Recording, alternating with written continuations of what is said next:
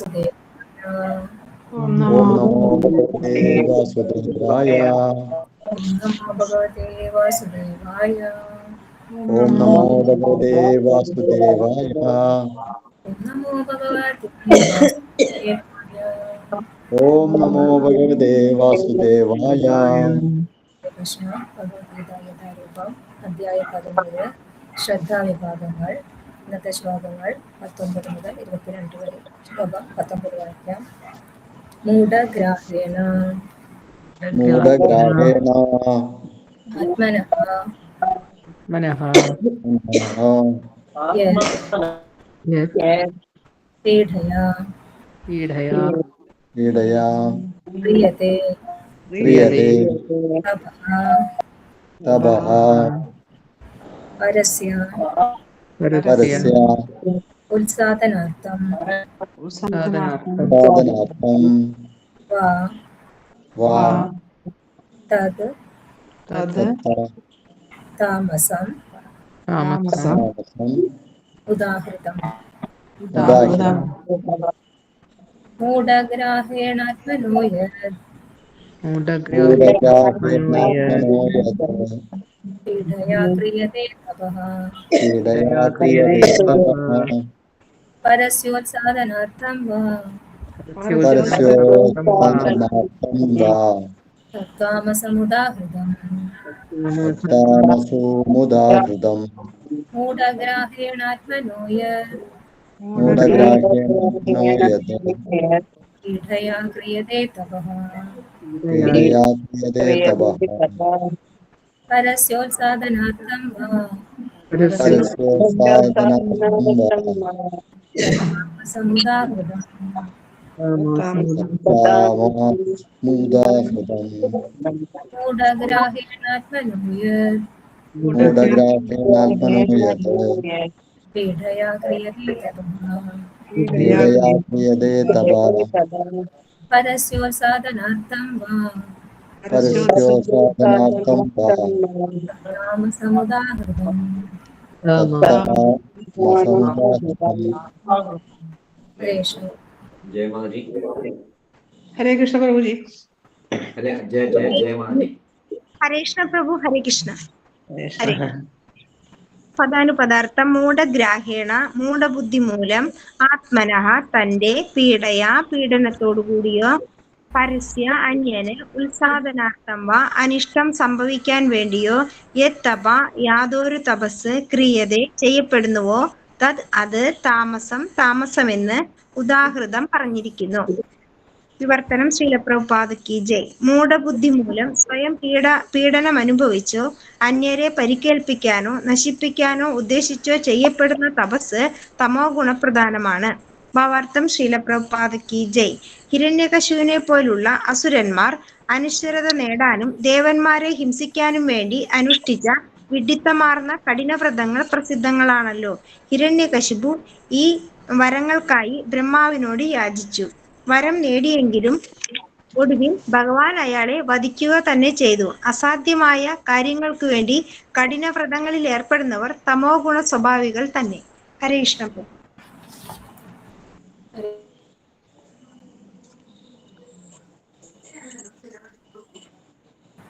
ഹരേ കൃഷ്ണ. ശ്ലോകം 20. ദാതവ്യം ഇതി യത് ദാനം ദീയത്തെ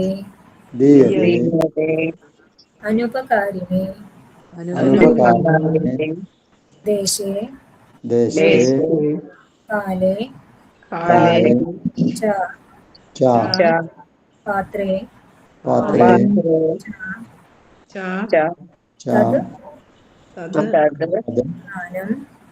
दानं സാത്വികം സ്മൃതം ദാതവ്യമിതി യദ്ദാനം ദീയത്തെ അനുപകാരിണേ ദേശേ കാലേ ച പാത്രം ച തദ്ദാനം സാത്വികം സ്മൃതം തദ്ദാനം സാത്വികം दातव्यमिति यद्दानं दातव्यमिति यद्दानं दीयते अनुपकारिणे दीयते अनुपकारिणे देशे काले च पात्रे च देशे काले च पात्रे च तद्दानं सात्विकं स्मृतम् तद्दानं सात्विकं स्मृतम् दातव्यमिति यद्दानं दातव्यमिति यद्दानं दीयते अनुपकारिणे दीयते अनुपकारिणे देशे काले च पात्रे च देशे काले च पात्रे च तद्दानं सात्विकं स्मृतम् तद्दानं सात्विकं स्मृतम् रेगमाति हरे कृष्ण प्रभु हरे कृष्ण माताजी दातव्यमिति तद्दानं दीयते अनुपकारिणे देशे काले च पात्रे च तद्दानं सात्विകം സ്മൃതം. പദവിച്ഛേദം. ദാതവ്യം ഇതി ദാനം ചെയ്യേണ്ടത് കർത്തവ്യമാണെന്ന് ധരിച്ച് അനുപകാരിയാണ് പ്രതിഫലം പ്രതീക്ഷിക്കാതെയും ദേശേ ശരിയായ ദേശത്തിലും കാലേച്ച വേണ്ട കാലത്തിലും പാത്രേച്ച യോഗ്യമായ പാത്രത്തിലും യാതൊരു ദാനം ദീയതേ ചെയ്യപ്പെടുന്നു യോഗ്യനായ വ്യക്തികൾ തദ്ദാനം ആ ദാനം സാത്വികമെന്ന സ്മൃതം സ്മരിക്കപ്പെടുന്നു. വിവർത്തനം. കർത്തവ്യമെന്ന ബോധത്തോടെയും പ്രതിഫലേച്ഛ കൂടാതെയും ഉചിതമായ സ്ഥലത്ത് വെച്ച് വേണ്ടുന്ന കാലത്ത് അർഹിക്കുന്ന വ്യക്തിക്ക് ചെയ്യപ്പെടുന്ന ദാനം സാത്വികമാണ്. ഭാവാർത്ഥം. ഭക്തിവേദ സ്വാമി ശ്രീല പ്രഭ മഹാരാജിക്ക് ജയ്. ആധ്യാത്മിക കർമ്മങ്ങളിൽ ഏർപ്പെട്ടിരിക്കുന്നവർക്ക് നൽകുന്ന ദാനത്തെ വൈദിക സാഹിത്യം നിർദ്ദേശിക്കുന്നുണ്ട്. വിവേകപൂർവമല്ലാത്ത ദാനത്തെ അനുകൂലിക്കുന്നതുമില്ല. ആത്മീയോത്കർഷം അർഹതയ്ക്ക് മാനദണ്ഡമാണ്. പുണ്യസ്ഥലങ്ങളിൽ വച്ചോ സൂര്യചന്ദ്രഗ്രഹണ മുഹൂർത്തങ്ങളിലോ മാസാന്ത്യത്തിലോ ഒരു വിശിഷ്ട ബ്രാഹ്മണനോ വൈഷ്ണവനോ അല്ലെ ഭക്തനോ ദാനം ചെയ്യണം. ക്ഷേത്രങ്ങളിൽ വെച്ചുള്ള ദാനം പ്രശസ്തമാണ്. ദാനം ചെയ്യുമ്പോൾ പ്രതിഫലം ഒരിക്കലും പ്രതീക്ഷിക്കാൻ പാടില്ല. പാവങ്ങൾക്ക് അനുകമ്പയാൽ ചെയ്യുന്ന ദാനം ഉചിതം തന്നെ. എന്നാൽ ദരിദ്രനായ ആൾക്ക് അർഹതയില്ലെന്നിരിക്കിൽ ആ ദാനം ദാതാവിന്റെ ആത്മീയപുരോഗതിക്ക് സഹായകമാവില്ല. വിവേചനമില്ലാത്ത ഔദാര്യത്തെ വൈദിക ഗ്രന്ഥങ്ങൾ അനുകൂലിക്കുന്നുമില്ല. ഹരേ കൃഷ്ണ പ്രഭുജി. ഹരേ കൃഷ്ണ മാതാജി. ശ്ലോകം 21. യത് പ്രത്യുപകാരാർത്ഥം ഫലമുദ്ദിശ്യ വാ പുനഃ ദീയത്തെ ച പരിക്ലിഷ്ടം തത് ദാനം രാജസം സ്മൃതം യത്തു പ്രത്യുപകാരാർത്ഥം ഫലമുദ്ദിശ്യ വാ പുനഃ ദീയതേ ച പരിക്ലിഷ്ടം തദ്ദാനം രാജസം സ്മൃതം യത്തു പ്രത്യുപകാരാർത്ഥം ഫലമുദ്ദിശ്യ വാ പുനഃ ദീയതേ ച പരിക്ലിഷ്ടം തദ്ദാനം രാജസം സ്മൃതം യത്തു പ്രത്യുപകാരാർത്ഥം ഫലമുദ്ദിശ്യ വാ പുനഃ ദീയതേ ച പരിക്ലിഷ്ടം തദ്ദാനം രാജസം സ്മൃതം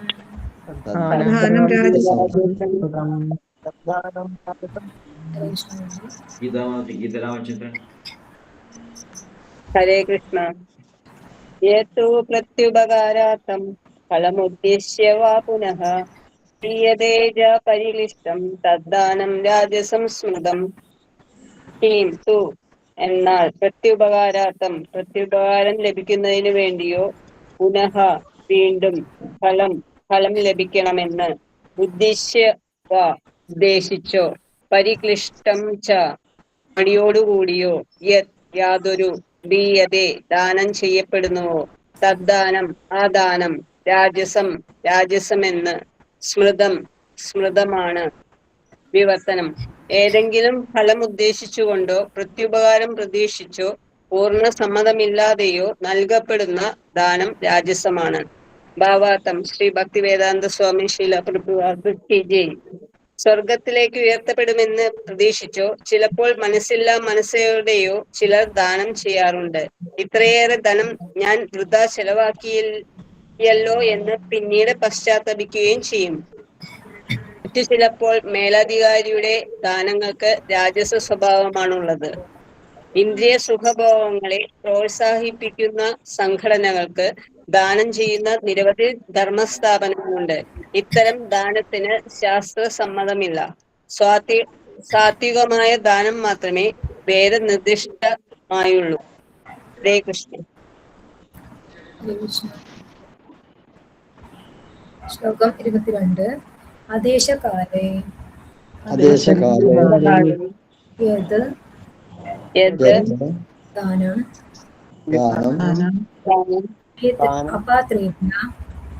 അപാത്രേഭ്യ ച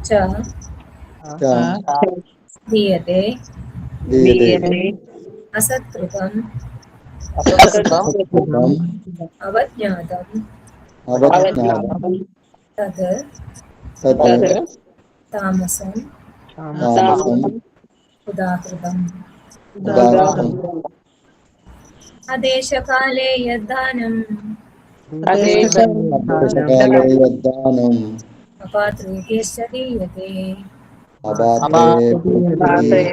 ദീയതേ അസത്കൃതമവജ്ഞാതം തത്താമസമുദാഹൃതം. അദേശകാലേ യദ്ദാനം അപാത്രേഭ്യശ്ച ദീയതേ അസത്കൃതമവജ്ഞാതം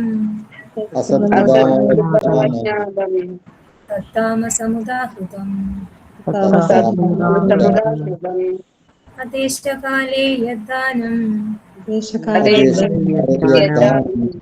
അപാത്രേഭ്യശ്ച ദീയതേ അസത്കൃതമവജ്ഞാതം തത്താമസമുദാഹൃതം.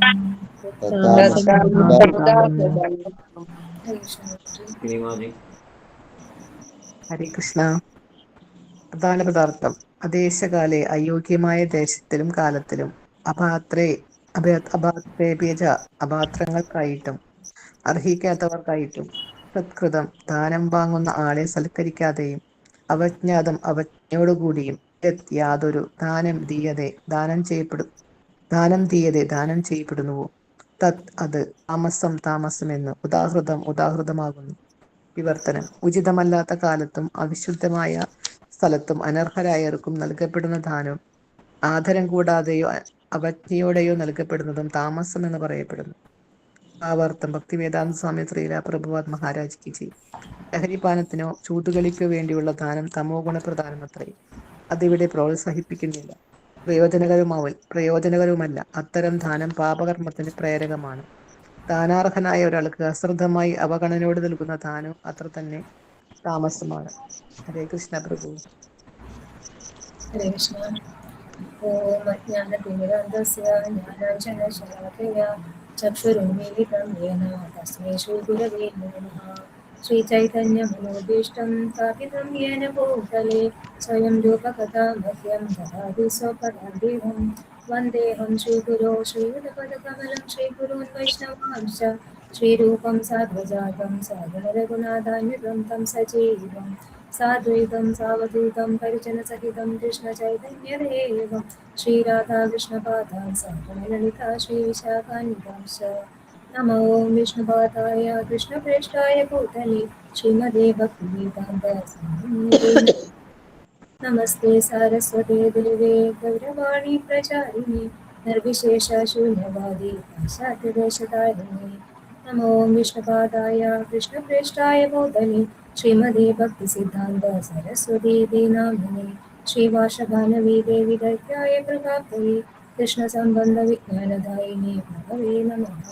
माधुर्योज्ज्वलप्रेमाढ्य श्रीरूपानुगा भक्तिदा गौरकरुणाशक्तिविग्रहाय नमोऽस्तुते।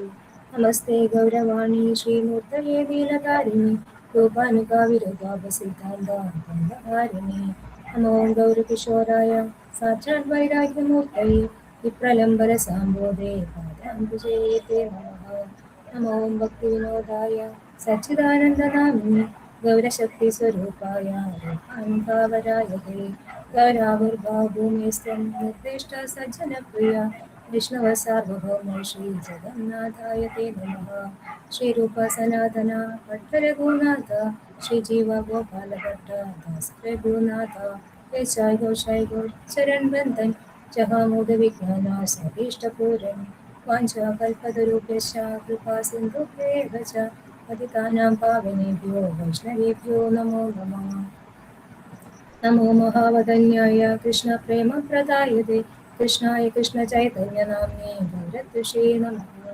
पञ्चतत्त्वात्मकं कृष्णं भक्तरूपस्वरूपकं भक्तावतारं भक्ताख्यं नमामि भक्तशक्तिकं। हे कृष्णा करुणा सिन्धो दीनबन्धो जगत्पते गोपेश गोपिकान्त राधाकान्त नमोऽस्तुते।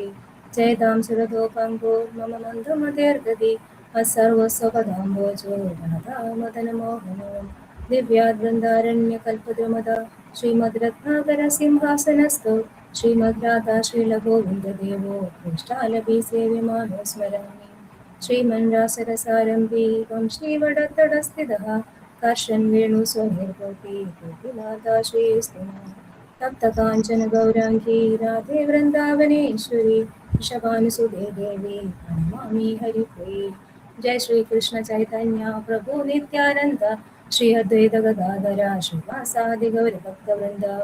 हरे कृष्ण कृष्ण कृष्ण हरे हरे हरे राम राम राम हरे हरे हरे कृष्ण कृष्ण कृष्ण हरे हरे हरे राम राम राम हरे हरे हरे कृष्ण कृष्ण कृष्ण हरे हरे हरे राम രാമ രാമ ഹരേ ഹരേ. ഹരേ കൃഷ്ണ.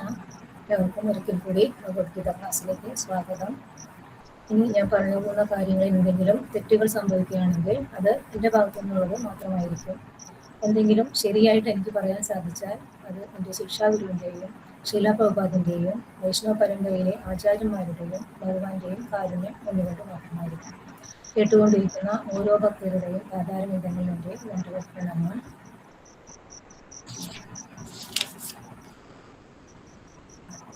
മൂഢഗ്രാഹേണാത്മനോ യത്പീഡയാ ക്രിയതേ തപഃ പരസ്യോത്സാധനാർത്ഥം വാ തത്താമസമുദാഹൃതം. മൂഢബുദ്ധി മൂലം സ്വയം പീഡനം അനുഭവിച്ചോ അന്യരെ പരിക്കേൽപ്പിക്കാനോ നശിപ്പിക്കാനോ ഉദ്ദേശിച്ചു ചെയ്യപ്പെടുന്ന തപസ് തമോ ഗുണപ്രധാനമാണ്. നമ്മളിപ്പോൾ പഠിച്ചുകൊണ്ടിരിക്കുന്നത് തപസ്സുകളെ കുറിച്ചാണ് അല്ലേ. കഴിഞ്ഞ ക്ലാസ്സിൽ പഠിച്ചതിൻ്റെ കണ്ടിന്യൂഷൻ ആണ് ഈ 19ാമത്തെ ശ്ലോകം. അതായത് കഴിഞ്ഞ ക്ലാസ്സിൽ സാത്വികമായ തപസ് എങ്ങനെയായിരിക്കണം, രാജസമായ തപസ് എങ്ങനെയായിരിക്കണം എന്നാണ് നമ്മൾ പഠിച്ചത്. ഡിസ്റ്റർബൻസ് വരുന്നുണ്ടല്ലോ. എനിക്ക് വന്നില്ല കേട്ടോ. ക്ലിയർ ആണ്. ഹരേ കൃഷ്ണ. സാത്വികമായ തപസ് എങ്ങനെയായിരിക്കണം, രാജസികമായ തപസ് എങ്ങനെയായിരിക്കണം എന്നാണ് കഴിഞ്ഞ ക്ലാസ്സിൽ നമ്മൾ പഠിച്ചത്. അതായത് സാത്വികമായ തപസ് എന്ന് പറഞ്ഞാൽ നമ്മൾ ഭൗതികമായ നേട്ടങ്ങളെ ആഗ്രഹിക്കാതെ ഭഗവാന് വേണ്ടി സമർപ്പിച്ചുകൊണ്ട് മാത്രം ചെയ്യുന്ന ആ തപസ്, അതിനെയാണ് സാത്വികമായ തപസ് എന്ന് പറഞ്ഞുകൊണ്ട്. അതിനുശേഷം രാജസികമായ തപസ്, അതായത് രാജസികമായ തപസ് ചെയ്യുന്ന വ്യക്തികൾ എങ്ങനെയായിരിക്കും, അവർക്ക് അംഗീകാരം ലഭിക്കാൻ വേണ്ടി ചെയ്യുന്ന കാര്യങ്ങൾ, അതാണ് രാജസികമായ തപസ്. മറ്റുള്ളവരെ താനാണ് വലിയവൻ എന്ന രീതിയിൽ ചിത്രീകരിച്ച് തന്നെ ആരാധിക്കണം. അതായത് ഭഗവാനെ അല്ല, താനാണ് ഏറ്റവും വലിയ വ്യക്തി തന്നെയാണ്, താനാണ് അവർക്കെല്ലാം ചെയ്തു കൊടുക്കുന്നത്, അതുകൊണ്ട് തന്നെ അവര് പ്രകീർത്തിക്കേണ്ടത്. താനാണ് വലിയവൻ എന്നൊരു ഭാവം അവരിലുണ്ടാകുന്നത് അഹങ്കാരം കൊണ്ട്, ഞാനെന്ന ഭാവം കൊണ്ടാണ് അവരിലത് ഉണ്ടാകുന്നത്. രാജസികളുടെ സ്വഭാവമാണ്, അതുകൊണ്ട് അവരുടെ പ്രവർത്തനങ്ങളും അങ്ങനെയായിരിക്കും. അതുകൊണ്ട് തന്നെ രാജസികമായ തപസ് അങ്ങനെയായിരിക്കും. അവർക്ക് എപ്പോഴും അവർക്ക് ബഹുമാനം കിട്ടണം, മറ്റുള്ളവരിൽ നിന്ന് കീർത്തി, അവരുടെ പേരും പ്രശസ്തിയും എവിടെയും പുകഴ്ത്തപ്പെടണം എന്നുള്ള ഒരു ചിന്തയാണ് രാജസ സ്വഭാവികൾക്ക്. ഈ രീതിയിലുള്ള തപസ്സുകളെല്ലാം ഉള്ള വ്യക്തികൾ ഒരിക്കലും ഭഗവാനെ കുറിച്ച് അറിയുന്നില്ല, അവർക്ക് ആത്മീയമായ പുരോഗതി ഒട്ടും ഉണ്ടാകുന്നില്ല. അതേപോലെ തന്നെയാണ് അടുത്ത ശ്ലോകത്തിൽ പറയുന്നത് താമസ സ്വഭാവികളുടെ തപസ് എങ്ങനെയായിരിക്കണമെന്ന്. അതായത് അവർക്ക് മൂഢബുദ്ധി മൂലം അവർക്ക് സ്വയം പീഡനം അനുഭവിച്ചുകൊണ്ട്, അതായത് നമുക്ക് എല്ലാവർക്കും അറിയാം ഹിരണ്യകശിപുവിന്റെ കാര്യം അല്ലെ. അദ്ദേഹത്തിന് അറിവുണ്ടെങ്കിലും അദ്ദേഹത്തിന്റെ അറിവ് എന്തിനു ഉപയോഗിക്കുന്നു? അയാളുടെ ആ വ്യക്തിയുടെ ദുരാഗ്രഹം, അതായത് താനാണ് വലിയവൻ എന്ന ആ അഹംഭാവത്തോടു കൂടി തനിക്ക് 3 ലോകങ്ങളെയും അടക്കി ഭരിക്കണമെന്ന ആ ഒരു അടങ്ങാത്ത അത്യാഗ്രഹം കൊണ്ട്, അതായത് ഭഗവാനേക്കാളും ഉന്നതനാണ് താൻ, വിഷ്ണു ഒന്നുമല്ല, താനാണ് ഏറ്റവും വലുത്, വിഷ്ണുവിനെ ആരും ഭജിക്കേണ്ട, ഹിരണ്യായ നമഃ എന്ന് പറയും. അത് അങ്ങനെ ആ മനസ്സ്, അതായത് ആസുരികമായ ആ മനസ്സ് അങ്ങനെ ആയതുകൊണ്ട് അതിനുവേണ്ടി താനാണ് ഏറ്റവും ശക്തിമാൻ എന്ന് സ്ഥാപിക്കാൻ വേണ്ടി ബ്രഹ്മാവിനെ തപസ് ചെയ്ത്, അതായത് വർഷങ്ങളോളം തപസ് ചെയ്ത് ആ വരം നേടി. എന്താണ് വരം നേടിയത്? തന്നെ ഭൂമിയിലോ ആകാശത്തോ വെച്ച് ആരും വധിക്കരുത്, മനുഷ്യനോ മൃഗങ്ങളോ വധിക്കരുത്, ആയുധങ്ങൾ കൊണ്ട് വധിക്കപ്പെടരുത്, അങ്ങനെ ഒരുപാട് കണ്ടീഷൻസ് വെച്ചുകൊണ്ട് അദ്ദേഹം ബ്രഹ്മാവിൽ നിന്നും വരങ്ങൾ നേടി. അതായത് രാത്രിയോ പകലോ വധിക്കപ്പെടരുത്, അങ്ങനെ ഒരുപാട് കണ്ടീഷൻസ് വെച്ച് അവസാനം ബ്രഹ്മാവ് അതിൽ സംപ്രീതനായി ആ വരം ഹിരണ്യകശിപുവിന് കൊടുത്തു. സ്വയം പീഡനം അനുഭവിച്ചുകൊണ്ടാണ് ചെയ്തത്. അതായത് യുഗങ്ങളോളം തപസ് ചെയ്ത് ശാരീരികമായി വെള്ളമോ ഭക്ഷണമോ ഒന്നും കഴിക്കാതെ അങ്ങനെ സ്വന്തം ശരീരത്തെ പീഡിപ്പിച്ചുകൊണ്ടുണ്ടാകുന്ന തപസ് ഒരിക്കലും നമ്മുടെ വേദങ്ങൾ അംഗീകരിക്കുന്നില്ല. അങ്ങനെ ചെയ്തുകൊണ്ട് കിട്ടുന്ന ആ നേട്ടം അതൊരിക്കലും ഉപകാരപ്പെടുകയില്ല. അദ്ദേഹത്തിന് ആ വരം കിട്ടിയത് കൊണ്ട് എന്താണ് ഗുണമുണ്ടായത്? അദ്ദേഹത്തിന്റെ നാശത്തിലേക്ക് തന്നെയാണ് അത് ഭവിച്ചത് അല്ലേ. അദ്ദേഹം സ്വന്തം മകനെ എത്രയധികം ഉപദ്രവിക്കാമോ അത്രയധികം ഉപദ്രവിച്ചു. അതുകൊണ്ട് ഭഗവാൻ തന്നെ പ്രത്യക്ഷപ്പെട്ട് നരസിംഹാവതാരം എടുത്ത് അദ്ദേഹത്തിന്, അതായത് ആയുധം കൊണ്ട് വധിക്കരുതെന്ന് പറഞ്ഞതുകൊണ്ട് തന്നെ ഭഗവാന്റെ നഖം കൊണ്ട് ശരീരം കീറിപ്പറിച്ച് അദ്ദേഹത്തെ വധിക്കുകയാണ് ഉണ്ടായത്. അങ്ങനെ ആ വരം, അതായത് അദ്ദേഹത്തിന് തന്റെ ശരീരത്തെ പീഡിപ്പിച്ചുകൊണ്ട് നേടിയ ആ വരങ്ങളൊന്നും ഉപകാരപ്പെട്ടില്ല അല്ലെ. ഈ ഭൂമിയിൽ, അതായത് സാധാരണ ഒരു ജീവാത്മാവിന് ഈ ലോകത്തിൽ നമുക്കറിയാം ഒരിക്കലും നമുക്ക് സ്ഥിരമല്ല, ഈ ശാശ്വതമല്ല ഈ ലോകം. അങ്ങനെയുള്ള ലോകത്ത് നമ്മൾ എന്ത് നേടിയിട്ടും ഒരു കാര്യവുമില്ല. അതിനുവേണ്ടി നമ്മളെ ശരീരത്തെ ഇങ്ങനെ പ്രീണിപ്പിക്കേണ്ട യാതൊരു ആവശ്യവുമില്ല. പക്ഷെ ഹിരണ്യകശിപുവിന് തന്റെ അഹങ്കാരം കൊണ്ട് ഇതൊന്നും അറിയാൻ, തന്റെ അറിവൊന്നും അതിൽ ഉപയോഗപ്പെട്ടില്ല. വെറും ഇന്ദ്രിയ സന്ദർപ്പണം, അതായത് എല്ലാവരുടെയും മുന്നിൽ താനാണ് കേമൻ, താനാണ് വലിയവൻ എന്നുള്ള ആ സ്ഥാനം കിട്ടാൻ വേണ്ടി ചെയ്തതാണ് ഈ ശരീരത്തെ പീഡിപ്പിച്ചുകൊണ്ടുള്ള ഈ തപസ്. അങ്ങനെ അതായത് ആസുര സ്വഭാവികൾ അങ്ങനെ നേടുന്നു. അതായത് ഇതുപോലെ തന്നെയാണ് ഇപ്പോൾ സാധാരണ മനുഷ്യരുടെ കാര്യത്തിലായാലും, അതായത് ചെറിയൊരു കാര്യം സാധിക്കാൻ വേണ്ടി ശരീരത്തെ ഉപദ്രവിക്കുന്ന ആളുകളുണ്ട് അല്ലെ. ചില കുട്ടികൾക്ക് തന്നെ ഉണ്ടാകാം ചില വാശികൾ നേടാൻ വേണ്ടി അവരവരുടെ ശരീരത്തെ തന്നെ മുറിവേൽപ്പിക്കുക, അങ്ങനെ അത് സാധിപ്പിച്ചെടുക്കുക, അങ്ങനെ വലിയ വലിയ തെറ്റുകളിലേക്ക് അവര് പോകും. അതൊക്കെ താമസ സ്വഭാവികളുടെ ലക്ഷണമാണെന്നാണ് പറയുന്നത്. അവരങ്ങനെയാണ് അവരുടെ സ്വഭാവം. അതായത് താമസ സ്വഭാവികൾക്ക് അജ്ഞത, മൂഢബുദ്ധി കൊണ്ട് അവര് സ്വയം പീഡനം അനുഭവിച്ച് മറ്റുള്ളവരെയും അവർക്ക് പരിക്കേൽപ്പിക്കാൻ യാതൊരു മടിയുമില്ല. അതായത് ഹിരണ്യകശിപു ആയാലും അങ്ങനെ തന്നെയായിരുന്നു അല്ലേ. മറ്റുള്ളവരെ ഉപദ്രവിച്ച് ദേവന്മാരെ എല്ലാം അവരുടെ വാസസ്ഥലങ്ങളിൽ നിന്ന് ഓടിച്ച് തന്റെ അധികാരം കൈയടക്കി, എല്ലാവരെയും കൈയടക്കി തന്റെ അധികാരം സ്ഥാപിക്കുക, അതാണ് അവരുടെ ലക്ഷ്യം. അതിനുവേണ്ടിയാണ് ഇത്രയും അധികം പീഡനം അനുഭവിച്ചുകൊണ്ട് തപസ് ചെയ്ത് അത് നേടിയത്. പക്ഷെ അതൊന്നും ഒരു അവസാന കാലത്ത് അതൊന്നും ഉപയോഗപ്പെട്ടില്ല. അതെല്ലാം ഭഗവാന്റേതാണെന്നുള്ള ഒരു ജ്ഞാനം ഹിരണ്യകശിപുവിന് ഉണ്ടായിരുന്നില്ല. അതായത് താൻ എന്ന ഭാവം, താനാണ് വലിയവൻ എന്ന ഭാവം കൊണ്ട്, ആ മൂഢബുദ്ധി കൊണ്ട് അതെല്ലാം നഷ്ടപ്പെടുകയാണ് ഉണ്ടായത്. ഹിരണ്യകശിപുവെ പോലുള്ള അസുരന്മാർ അനശ്വരത നേടാനും ദേവന്മാരെ ഹിംസിക്കാനും വേണ്ടി അനുഷ്ഠിച്ച വിഡ്ഢിത്തമാർന്ന കഠിന വ്രതങ്ങൾ പ്രസിദ്ധങ്ങളാണല്ലോ. ഹിരണ്യകശിപു ഈ വരങ്ങൾക്കായി ബ്രഹ്മാവിനോട് യാചിച്ചു. വരം നേടിയെങ്കിലും ഒടുവിൽ ഭഗവാൻ അയാളെ വധിക്കുക തന്നെ ചെയ്തു. അസാധ്യമായ കാര്യങ്ങൾക്ക് വേണ്ടി കഠിന വ്രതങ്ങളിൽ ഏർപ്പെടുന്നവർ തമോ ഗുണ സ്വഭാവികൾ തന്നെ. അതായത് ഇപ്പോ രാഷ്ട്രീയത്തിലായാലും എന്തിലായാലും നമ്മൾ ആവശ്യമില്ലാതെ ഇങ്ങനത്തെ വ്രതങ്ങൾ, കഠിന വ്രതങ്ങളിൽ ഏർപ്പെടുന്നത് നമ്മുടെ ശാസ്ത്രങ്ങളിൽ പറഞ്ഞിട്ടില്ല. അതെല്ലാം തമോ ഗുണ സ്വഭാവമാണെന്നാണ് ഭഗവാൻ നമുക്ക് പറഞ്ഞു തരുന്നത്. അതായത് നമ്മൾ ചെയ്യേണ്ട വ്രതങ്ങൾ നമ്മുടെ ആത്മീയ പുരോഗതിക്ക് വേണ്ടിയുള്ള വ്രതങ്ങൾ മാത്രമേ നമ്മൾ അനുഷ്ഠിക്കേണ്ട കാര്യമുള്ളൂ. അല്ലാതെ നമ്മുടെ ശരീരത്തെ പ്രീണിപ്പിച്ചുകൊണ്ട് ഉള്ള വ്രതങ്ങൾ അനുഷ്ഠിക്കുന്നത് തമോ ഗുണികളുടെ സ്വഭാവമാണെന്നാണ് ഭഗവാൻ പറഞ്ഞു തരുന്നത്. അതാണ് 19ാമത്തെ ശ്ലോകത്തിൽ. അതായത് നമ്മൾ രാജസികം, സാത്വികം, താമസം എന്നീ 3 ഗുണങ്ങളിൽപ്പെട്ടവരുടെ തപസ്സുകളെ കുറിച്ച് ഭഗവാൻ പറഞ്ഞു തന്നു. യജ്ഞം, തപസ്, ദാനം. ഈ 3 കാര്യങ്ങളെ കുറിച്ചാണ് ഭഗവാൻ പറയുന്നത്. അതിൽ യജ്ഞങ്ങൾ പഠിച്ചു, തപസ് പഠിച്ചു, ഇനി അടുത്തത് ദാനം. ആ ദാനത്തെ കുറിച്ചാണ് ഇനി ഈ 3 ശ്ലോകങ്ങളിൽ പറയാൻ പോകുന്നത്.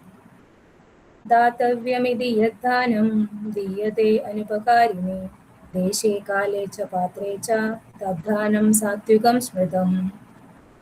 കർത്തവ്യമെന്ന ബോധത്തോടെയും പ്രതിഫലേച്ഛ കൂടാതെയും ഉചിതമായ സ്ഥലത്ത് വെച്ച് വേണ്ടുന്ന കാലത്ത് അർഹിക്കുന്ന വ്യക്തിക്ക് ചെയ്യപ്പെടുന്ന ദാനം സാത്വികമാണ്. അതായത് സാത്വികമായ ദാനം എന്താണെന്നാണ് പറയുന്നത്. ദാനം എന്താണെന്ന് നമുക്ക് എല്ലാവർക്കും അറിയാം. അതായത് നമ്മൾക്ക് ദാനം ചെയ്യുക എന്ന് പറഞ്ഞാൽ നമ്മളത് നമ്മുടെ പൂർണ്ണ മനസ്സോടുകൂടി സമർപ്പിക്കുന്നതാണ് അല്ലേ. ഒരു വ്യക്തിക്കോ ഒരു സംഘടനയ്ക്കോ അമ്പലത്തിലേക്കോ എന്തെല്ലായാലും നമ്മൾ ദാനം കൊടുക്കുക, ദാനം ചെയ്യുക എന്ന് പറയുന്നത് നമ്മുടെ വേദങ്ങളിൽ പറയുന്നതാണ്. അത് നമ്മൾ ചെയ്യുക തന്നെ വേണം. അത് ഒരു കർത്തവ്യമാണെന്ന ബോധത്തോടു കൂടി വേണം ചെയ്യാൻ. അതാണ് സാത്വികമായ ദാനം. അതായത് നമ്മളത് കൊടുത്തു കഴിഞ്ഞാൽ പിന്നെ നമ്മൾ അതിനെക്കുറിച്ച് ചിന്തിക്കാൻ പാടില്ല. ഇപ്പോ പല സംഘടനകൾക്കും നമ്മൾ ദാനങ്ങൾ ചെയ്യുന്നുണ്ട്. പക്ഷേ നമ്മളത് കൊടുത്തു കഴിഞ്ഞാൽ അവരിൽ നിന്ന് നമുക്ക് പ്രശസ്തി, കീർത്തി, നമ്മുടെ പേര് അവിടെ അതൊന്നും നമ്മൾ ചിന്തിക്കാൻ പാടില്ല. ദാനം ചെയ്യുക എന്ന് പറഞ്ഞാൽ നമ്മൾ കേട്ടിട്ടുണ്ട്, വലത് കൈ കൊണ്ട് ദാനം ചെയ്യുന്നത് ഇടത് കൈ അറിയാൻ പാടില്ല. അതായത് അത്രയ്ക്കും ആ നിമിഷ നേരം കൊണ്ട് നമ്മളത് മറന്നു കളയുക. അതായത് നമ്മളൊരു കർത്തവ്യമായിട്ട് അത് ചെയ്യുക. ഈ കാര്യം ഞാൻ ചെറുപ്പത്തില് എവിടെയോ ഒരു ക്ലാസ്സിൽ ഇതുപോലെ കേട്ടിട്ടുണ്ട്. നമ്മളിപ്പോ ഒരു ക്ലാസ് കേൾക്കുകയാണെങ്കിൽ നമുക്ക് എല്ലാ കാര്യങ്ങളും നമുക്ക് ഉൾക്കൊള്ളാനോ നമ്മൾ ഓർത്തിരിക്കാനോ നമുക്ക് കഴിയില്ല. പക്ഷെ ചില കാര്യങ്ങൾ നമ്മുടെ മനസ്സിൽ സ്ട്രൈക്ക് ചെയ്യുമ്പോൾ നമുക്ക് ഏത് കാലത്തും നമ്മുടെ ഓർമ്മയിൽ നിൽക്കും. അതേപോലെ എൻ്റെ മനസ്സിൽ അതായത് സ്ട്രൈക്ക് ചെയ്ത ഒരു കാര്യമാണ് ഇങ്ങനെ ദാനം ചെയ്യുമ്പോൾ നമ്മൾ തിരിച്ചൊന്നും പ്രതീക്ഷിക്കാതെ വേണം ചെയ്യാൻ. ഇത് ഭഗവാൻ പറഞ്ഞതാണെന്ന് അന്ന് മുതലേ എൻ്റെ മനസ്സിലുണ്ട്. പക്ഷെ അന്നൊന്നും ഇത് സത്വഗുണത്തിലുള്ള ദാനമാണോ രജോ ഗുണത്തിലുള്ളതാണോ അതൊന്നും അറിയില്ല. പക്ഷെ ഈ ദാനം നമ്മൾ കൊടുക്കുമ്പോൾ അത് തിരിച്ചൊന്നും പ്രതീക്ഷിക്കാതെ വേണം ചെയ്യാനെന്ന് ഭഗവാൻ പറഞ്ഞിട്ടുണ്ടെന്ന് അന്ന് മനസ്സിലായി. അതിപ്പോ എനിക്ക് ഭഗവാന്റെ കാരുണ്യം കൊണ്ട് ആ ശ്ലോകം ഇപ്പോൾ നിങ്ങൾക്ക് പറഞ്ഞു തരാനും സാധിച്ചു. അതായത് ആ കേട്ട കാര്യം ഇന്നും എൻ്റെ മനസ്സിലുണ്ട്. അതായത് ഒരാൾക്ക് എന്തെങ്കിലും കൊടുക്കുമ്പോൾ നമ്മളത് പൂർണ്ണ മനസ്സോടുകൂടി കൊടുക്കണം, ഒരിക്കലും തിരിച്ചൊന്നും പ്രതീക്ഷിക്കരുത്. ഈ ഒരു കാര്യം എപ്പോഴും എൻ്റെ മനസ്സിലുണ്ടായിരുന്നു. അതായത് നമ്മൾ കുട്ടിക്കാലത്ത് കേൾക്കുന്ന ചില കാര്യങ്ങൾ നമ്മൾ എപ്പോഴും നമ്മുടെ ഉള്ളിൽ നിലനിൽക്കുന്നു എന്ന് പറയുന്നത് അതാണ്. അതായത് നമ്മൾ നല്ല കാര്യങ്ങൾ കേട്ടാൽ അത് നമ്മുടെ ജീവിതത്തിൽ പ്രാവർത്തികമാക്കാൻ ശ്രമിക്കണം. അത് ചെറുപ്പത്തിൽ നമ്മൾ കുട്ടികളെ ശീലിപ്പിക്കണം. അതാണ് പറഞ്ഞു വന്നത്. അതായത് സത്വഗുണം നമ്മളിൽ എപ്പോഴും നിലനിർത്തണം. അതിനുവേണ്ടി നമ്മൾ എപ്പോഴും ശ്രമിച്ചുകൊണ്ടേയിരിക്കണം. ഭഗവാൻ പറഞ്ഞിട്ടുണ്ട്, സത്വഗുണത്തിൽ നിന്നാൽ മാത്രമേ നമുക്ക് ആത്മീയമായ പുരോഗതി നേടാൻ സാധിക്കുകയുള്ളൂ. അതുകൊണ്ട് തന്നെ സത്വഗുണത്തിലുള്ള ശീലങ്ങൾ നമ്മൾ വളർത്തിയെടുക്കണം. അപ്പോൾ നമ്മൾ പഠിക്കുമ്പോൾ സത്വഗുണത്തിലുള്ള നമ്മൾ എന്തെല്ലാമാണ് ചെയ്യേണ്ടതെന്ന് നമ്മൾ ഉൾക്കൊണ്ട് വേണം പഠിക്കാൻ. അതായത് ഭഗവത്ഗീത പഠിച്ചതുകൊണ്ട് നമ്മൾ അത് നമ്മുടെ ജീവിതത്തിലും പ്രാവർത്തികമാക്കണം. അതുകൊണ്ട് നമ്മൾ പഠിക്കുമ്പോൾ ശ്രദ്ധിച്ച് തമോ ഗുണം രജോ ഗുണം നമ്മൾ മനസ്സിലാക്കുക മാത്രം ചെയ്താൽ മതി. അത് നമ്മൾ ഒരിക്കലും അനുവർത്തിക്കേണ്ട കാര്യമില്ല. പക്ഷേ സത്വഗുണത്തിലുള്ള കാര്യങ്ങൾ നമ്മൾ പഠിക്കുമ്പോൾ നമ്മളത് അനുവർത്തിക്കാൻ ശ്രമിക്കണം. കർത്തവ്യം എന്ന ബോധത്തോടെയും പ്രതിഫലേച്ഛ കൂടാതെയും. അത് പ്രതിഫലേച്ഛ എന്ന് പറഞ്ഞാൽ നമ്മളതിന് അതിൽ നിന്ന് നമുക്ക് എന്തെങ്കിലും തിരിച്ച് പ്രതീക്ഷിക്കരുത്. നമ്മളത് കൊടുത്തു കഴിഞ്ഞാൽ അത് ആ വ്യക്തിക്ക് കിട്ടി, അത് നമ്മൾ ആ വ്യക്തിയിൽ നിന്ന് വീണ്ടും തിരിച്ച് അതിനിരട്ടിയോ അതിനൊപ്പമോ നമുക്ക് പ്രതീക്ഷിക്കാൻ പാടില്ല. നമ്മൾ കൊടുത്തു, അത്ര തന്നെ. അത് നമ്മുടെ കർത്തവ്യം. ആ രീതിയിൽ വേണം നമ്മൾ ദാനം ചെയ്യുക. അത് കൊടുക്കുന്ന സ്ഥലം ഉചിതമായ സ്ഥലമായിരിക്കണം. അതായത് സാത്വികമായ ദാനം ചെയ്യേണ്ടത് ഉചിതമായ സ്ഥലത്ത് വെച്ച് വേണം. പിന്നെ വേണ്ടുന്ന കാലത്ത് അർഹിക്കുന്ന വ്യക്തിക്ക്, അതായത് ആർക്കാണോ അതിന് അർഹത അവർക്ക് മാത്രമേ നമ്മൾ ദാനം നൽകാൻ പാടുള്ളൂ എന്നാണ് നമുക്ക് ഭഗവാൻ പറഞ്ഞു തരുന്നത്. അതായത് എല്ലാവർക്കും നമ്മൾ ദാനം ചെയ്യേണ്ട കാര്യമില്ല. ആർക്കാണോ ദാനം ആ വ്യക്തിക്ക് മാത്രം, ആ സംഘടനയ്ക്ക് മാത്രം നമ്മൾ ദാനം ചെയ്യുക. അല്ലാതെ നമ്മൾ ദാനം ചെയ്താൽ അത് നമുക്ക് ദോഷമായി തന്നെ ഭവിക്കും. അത് അടുത്ത ശ്ലോകങ്ങളിൽ നമുക്ക് മനസ്സിലാക്കാം. അങ്ങനെ ചെയ്യപ്പെടുന്ന ദാനം മാത്രമാണ് സാത്വികമായ ദാനം. അല്ലാതെ എല്ലാവർക്കും നമ്മൾക്ക് നമ്മുടെ കയ്യിൽ ധനമുണ്ട് അല്ലെങ്കിൽ വേറെ നമുക്ക് ദാനം ചെയ്യാൻ പറ്റിയ വസ്തുക്കൾ ഉണ്ടെങ്കിലും നമ്മൾ അത് ദാനം ചെയ്യേണ്ട കാര്യമില്ല. അതായത് നമ്മുടെ ആത്മീയമായ പുരോഗതിക്ക് ഉതകുന്ന ഈ ദാനം നമുക്ക് ആത്മീയമായ പുരോഗതി ഉണ്ടാക്കുമെന്ന് നമുക്ക് പൂർണ്ണമായ ബോധ്യം വേണം. അതിന് നമ്മൾക്ക് ജ്ഞാനം വേണം. ആധ്യാത്മിക ജ്ഞാനം ഉണ്ടെങ്കിൽ മാത്രമേ അത് ഏത് തരത്തിലുള്ള ദാനമാണെന്ന് നമുക്ക് മനസ്സിലാക്കാൻ സാധിക്കുള്ളൂ. അതുകൊണ്ടാണ് നമ്മൾ ശാസ്ത്രങ്ങൾ വ്യക്തമായി നമ്മൾ പഠിച്ച് മനസ്സിലാക്കണമെന്ന് പറയുന്നത്. അതുകൊണ്ട് സാത്വികമായ ദാനം എന്ന് പറയുന്നത് എല്ലാവർക്കും ചെയ്യാനുള്ള ദാനമല്ല. അർഹിക്കപ്പെട്ട വ്യക്തിക്ക്, അർഹിക്കപ്പെട്ട സംഘടനയ്ക്ക് ഏതാണോ നമ്മൾ ചെയ്യേണ്ടത് അതാണ് നമുക്ക് ശാസ്ത്രങ്ങൾ പറഞ്ഞു തരുന്നത്. അങ്ങനെയുള്ള ദാനം മാത്രമേ സാത്വികം ആവുകയുള്ളൂ. ആധ്യാത്മിക കർമ്മങ്ങളിൽ ഏർപ്പെട്ടിരിക്കുന്നവർക്ക് നൽകുന്ന ദാനത്തെ വൈദിക സാഹിത്യം നിർദ്ദേശിക്കുന്നുണ്ട്. അതായത് ആധ്യാത്മികമായ കർമ്മങ്ങൾ നമുക്ക് ഭഗവത്ഗീത നമ്മളെ പഠിപ്പിക്കുന്ന സംഘടനകൾ, അവർക്ക് നമുക്ക് ദാനം കൊടുക്കാം. അതായത് ഇസ്കോൺ പോലുള്ള സംഘടനകൾ ആത്മീയമായ കാര്യങ്ങൾ പഠിപ്പിക്കുന്നു, ഭഗവാന്റെ കാര്യങ്ങൾ എല്ലാവരിലേക്കും എത്തിക്കാൻ ശ്രമിക്കുന്നു. അങ്ങനെയുള്ള സംഘടനകൾക്ക് നമുക്ക് ദാനം ചെയ്യാം. കാരണം അതുകൊണ്ട് നമ്മുടെ ആത്മീയ പുരോഗതിയാണ് വർദ്ധിച്ചു വരുന്നത്. അതുകൊണ്ട് നമുക്ക് അങ്ങനെയുള്ള സംഘടനകൾക്ക് ദാനം കൊടുക്കാം. വിവേകപൂർവമല്ലാത്ത ദാനത്തെ അനുകൂലിക്കുന്നതുമില്ല. അതായത് നിരവധി സംഘടനകൾ ഓരോ എന്താ പറയാ ജീവകാരുണ്യ പ്രവർത്തനങ്ങൾ, ഇങ്ങനെയുള്ള സംഘടനകളെല്ലാം ധാരാളമുണ്ട്. അവരെല്ലാം നമ്മിൽ നിന്നും പൈസ ചോദിക്കും, സംഭാവന ആ രീതിയിൽ നമ്മളോട് ചോദിക്കും. പക്ഷെ നമ്മൾ ആ കൊടുക്കുന്ന പണം കൊണ്ട് അവര് ജീവകാരുണ്യ പ്രവർത്തനങ്ങൾ തന്നെ ചെയ്യണമെന്നില്ല. അവർക്ക് വേണ്ടുന്ന രീതിയിൽ അവരുടെ ഇന്ദ്രിയ സുഖഭോഗങ്ങൾക്ക് വേണ്ടിയുള്ള കാര്യങ്ങൾ ചെയ്യാം.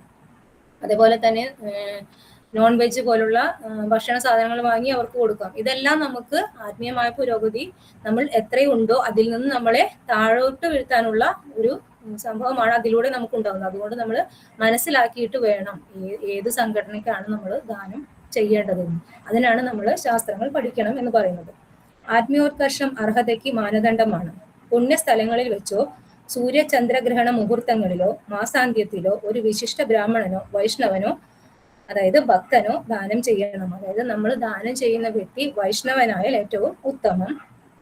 അതുപോലെ വിശിഷ്ട ബ്രാഹ്മണനോ, അതായത് ബ്രാഹ്മണനായാലും വൈഷ്ണവനായാലും ഭക്തൻ, അതായത് വൈഷ്ണവ ഭക്തന്മാർക്ക് നമ്മൾ ദാനം ചെയ്യുന്നത് ഏറ്റവും ഉത്തമമാണ്.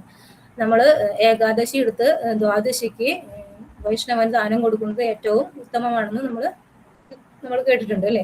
അത്രയും വിശേഷപ്പെട്ട ദിവസങ്ങളിൽ ഏകാദശി കഴിഞ്ഞ് ദ്വാദശിക്ക് നമ്മൾ ദാനം കൊടുക്കുന്നത് വളരെ വിശേഷപ്പെട്ടതാണ്. അതുപോലെ അങ്ങനെയുള്ള പ്രത്യേക ദിവസങ്ങളിൽ ദാനം കൊടുക്കുന്നതും ഏറ്റവും ഉത്തമമാണ്. അതായത് നമ്മുടെ ആത്മീയ പുരോഗതിക്ക് അത് വളരെയേറെ സഹായപ്രദമാണ്. അതുകൊണ്ടാണ് അങ്ങനെ വേദങ്ങൾ നമുക്ക് പറഞ്ഞു തരുന്നത്. ക്ഷേത്രങ്ങളിൽ വെച്ചുള്ള ദാനവും പ്രശസ്തമാണ്. ദാനം ചെയ്യുമ്പോൾ പ്രതിഫലം ഒരിക്കലും പ്രതീക്ഷിക്കാൻ പാടില്ല. അത് നമ്മൾ പറഞ്ഞല്ലോ, ദാനം ചെയ്യുമ്പോൾ നമ്മൾ പ്രതിഫലം ഒട്ടും പ്രതീക്ഷിക്കാൻ പാടില്ല. പാവങ്ങൾക്ക് അനുകമ്പയാൽ ചെയ്യുന്ന ദാനം ഉചിതം തന്നെ. എന്നാൽ ദരിദ്രനായ ആൾക്ക് അർഹതയില്ലെന്നിരിക്കിൽ ആ ദാനം ദാതാവിന്റെ ആത്മീയ പുരോഗതിക്ക് സഹായകമാവില്ല.